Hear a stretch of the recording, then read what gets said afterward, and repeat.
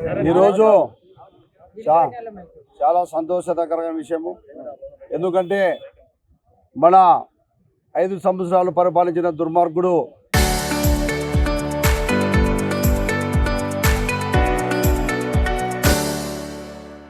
మూడు రాజధానులు అని చెప్పేసి మన ఆంధ్రప్రదేశ్ని ఈ విధంగా తయారు చేసిన వ్యక్తి జగన్. మళ్ళా ప్లాన్ బి అని చెప్పేసి తయారు చేయడం జరుగుతూ ఉంది.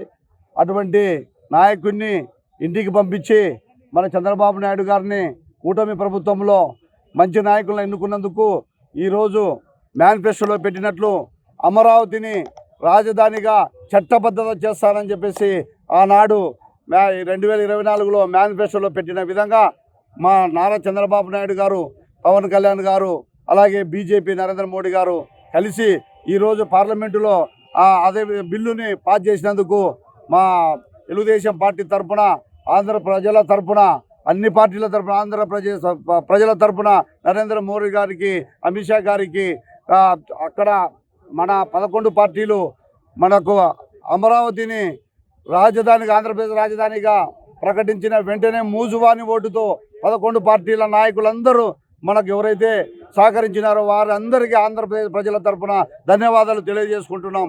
ఇకపైన ఈ ఆంధ్రప్రదేశ్ని, అమరావతిని దేవతల రాజధానిగా పరిగణించి ఆంధ్రప్రదేశ్ అభివృద్ధి పథకంలో నారా చంద్రబాబు నాయుడు తీసుకుపోవడానికి కొన్ని వేల కంపెనీలు, లక్షల పెట్టుబడులు పెట్టి ఇక్కడి కంపెనీలు రావడం జరుగుతూ ఉంది. ఆనాడు హైదరాబాద్ని ఏ విధంగా అయితే డెవలప్మెంట్ చేశాడో ఈరోజు అదేవిధంగా అమరావతిని కూడా డెవలప్మెంట్ చేస్తాడని చెప్పేసి కోరుకుంటూ ఈ అవకాశం ఇచ్చిన మీ అందరికీ ధన్యవాదాలు. జై జై అమరావతి. ఈరోజు కూటమి ప్రభుత్వంలో అమరావతి రాజధాని ప్రకటించడం, లోక్సభలో శ్రీ ప్రధానమంత్రి నరేంద్ర మోడీ గారు, అలాగే అమిత్ షా గారు, చంద్రబాబు నాయకత్వంలో, శ్రీ పవన్ కళ్యాణ్ నాయకత్వంలో హర్షం వ్యక్తం చేస్తున్నాం. అమరావతి రాజధాని ప్రకటించినారు లోక్సభలో. ఈ విధంగా చేయడము చాలా సంతోషించదగ్గ విషయం. భారతదేశంలో వికసిత్ భారత్ లక్ష్యంగా నరేంద్ర మోడీ నాయకత్వం, అలాగే ఆంధ్రప్రదేశ్లో వికసిత్ ఆంధ్రప్రదేశ్గా చంద్రబాబు నాయకత్వం, అలాగే మన పవన్ కళ్యాణ్ గారి నాయకత్వం, అలాగే నియోజకవర్గంలో కోట్ల భాస్కర్ రెడ్డి నాయకత్వం మంచి అభివృద్ధి దిశగా పయనిస్తుంది. కాబట్టి ఈ లక్ష్యం నెరవేరింది అమరావతి రాజధానిగా. కాబట్టి కూటమి ప్రభుత్వం తరఫున మన అందరూ హర్షించదగ్గ విషయమని ఆంధ్రప్రదేశ్ ప్రజలకు తెలియజేసుకుంటూ, నేను జనసేన పార్టీ తరఫున ఉమ్మడి ప్రభుత్వంలో ఈరోజు చరిత్రను తీర్పిచ్చినారు. కాబట్టి ఈ తీర్పు మన ఆంధ్ర రాష్ట్ర ప్రజలందరూ సంతోషించాల్సిన విషయము.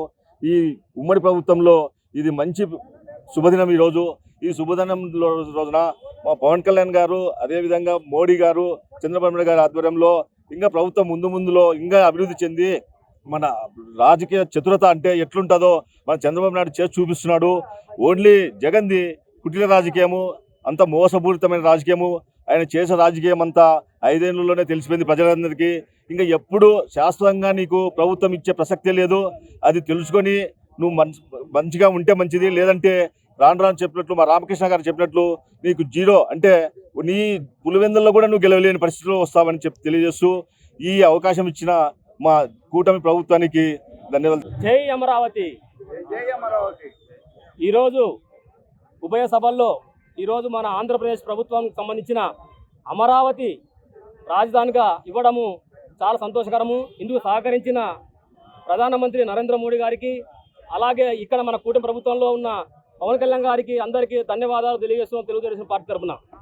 అలాగే మనము ఎప్పటి నుంచో చూస్తున్నాము, మనకు 3 రాజధానులని ఆయన మభ్యపెట్టి జనాలని ఎంతో మోసం చేసినాడు. నాకు సాఫ్ట్వేర్ ఇంజనీర్గా వర్క్ చేయడం వలన నా మిత్రులు అందరూ ఇతర రాష్ట్రాలలో, ఇతర దేశాల్లో కూడా పనిచేస్తున్నారు. వాళ్ళు ఎప్పుడైనా నాకు ఫోన్ చేసి అయ్యా మీకు రాజధాని ఎక్కడా అని అడగడము, నన్ను హేళనగా మాట్లాడడం జరుగుతుంది. నన్నే కాదు, ఈ విధంగా ఇతర రాష్ట్రాల్లో, ఇతర దేశాల్లో పనిచేసే ప్రతి ఒక్కరికి ఇటువంటి ప్రశ్నలు రావడము, చాలా హేళనగా మాట్లాడడం మనం చూసినాము. ఈరోజు అలాంటి హేళన ఉండదు. ప్రతి ఒక్కరూ ఎక్కడైనా ఇతర రాష్ట్రాలు ఉన్నా కానీ ఇతర దేశాలు ఉన్నా కానీ ప్రతి ఒక్కరూ చెప్పుకోవచ్చు, చాలా సంతోషం చెప్పుకోవచ్చు. మన రాజధాని అమరావతి రాజధానిగా చెప్పుకునే రోజు ఈ రోజు నుంచి మనకు ఆరంభమైంది.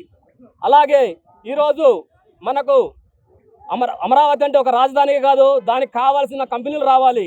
ఉత్తర రాజధాని చేసుకుంటే సరిపోదు, దానికి సంబంధించిన కంపెనీలు క్వాంటమ్ టెక్నాలజీ రాబోతుంది. ఆనాడు చంద్రబాబు నాయుడు ఐటీ అని తీసుకొని వచ్చి హైదరాబాద్ను డెవలప్ చేసుకుంటే ఈరోజు క్యూటీ అంటే క్వాంటమ్ టెక్నాలజీ రావడంతో భవిష్యత్తులో 20 లక్షల మందికి ఉద్యోగాలు రాబోతున్నాయి. ఒక రాజధాని అంటే ఉట్టిగా పేరు పోవడం సరిపోదు. కాబట్టి దానికి సంబంధించిన కంపెనీలు వస్తున్నాయి, అనేక రకమైన ఫార్మా కంపెనీలు వస్తున్నాయి, డేటా సెంటర్లు వస్తున్నాయి. ఈ విధంగా అమరావతి ఎంతో ముందుకు వెళ్తుంది.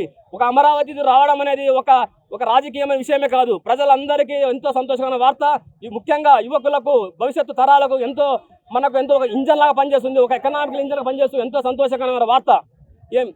అదేవిధంగా ఈ విధంగా సహకరించిన ప్రతి ఒక్క కూటమి నాయకులకు, అలాగే ప్రజలకు, పాల్గొన్న ప్రజలందరూ ధన్యవాదాలు తెలుపుకుంటాను.